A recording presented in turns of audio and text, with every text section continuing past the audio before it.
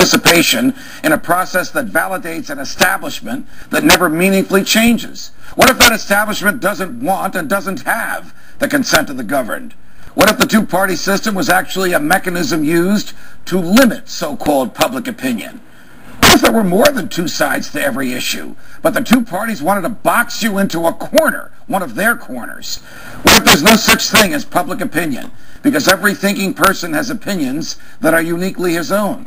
What if what we call public opinion was just a manufactured narrative that makes it easier to convince people that if their views are different, then there's something wrong with that, or there's something wrong with them?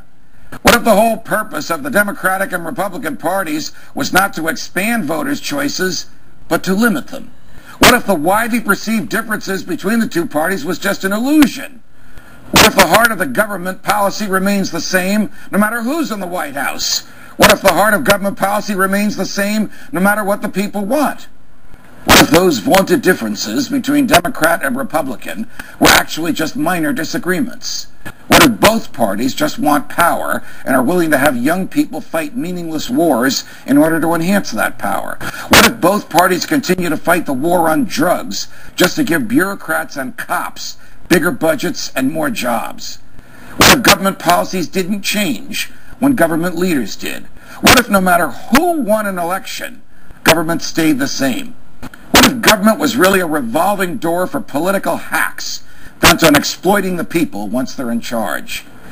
What if both parties supported welfare, war, debt, bailouts, and big government? What if the rhetoric that candidates displayed on the campaign trail was dumped after electoral victory? What if Barack Obama campaigned as an anti-war, pro-civil liberties candidate and then waged senseless wars while assaulting your rights that the Constitution is supposed to protect? What if George W. Bush campaigned on a platform of non-intervention and small government and then waged a foreign policy of muscular military intervention and a domestic policy of vast government borrowing and growth? What if Bill Clinton declared that the era of big government was over, actually just convinced Republicans like Newt Gingrich that they can get what they want out of big government too? What if the Republicans went along with it? What if Ronald Reagan spent 6 years running for president, promising to shrink the government, but then the government grew while he was in the White House? What if, notwithstanding Reagan's ideas and cheerfulness and libertarian rhetoric, there really was no Reagan revolution at all? What if all this is happening again? What if Rick Santorum is being embraced by voters who want small government, even though Senator Santorum voted for the Patriot Act, for an expansion of Medicare, and for raising the debt ceiling by trillions of dollars? What if Mitt Romney is being embraced by voters who want anyone but Barack Obama, but they don't realize that Mitt Romney might as well be Barack Obama on everything from warfare to welfare? Ron Paul is being ignored by the media, not because, as it claims, he's unappealing or unelectable, but because he doesn't fit into the pre-manufactured public opinion mold used by the establishment to pigeonhole the electorate and create the so-called narrative that drives media coverage of elections. The biggest difference between most candidates was not substance, but style. What if those stylistic differences were packaged as substantive ones to reinforce the illusion of a difference between Democrats and Republicans?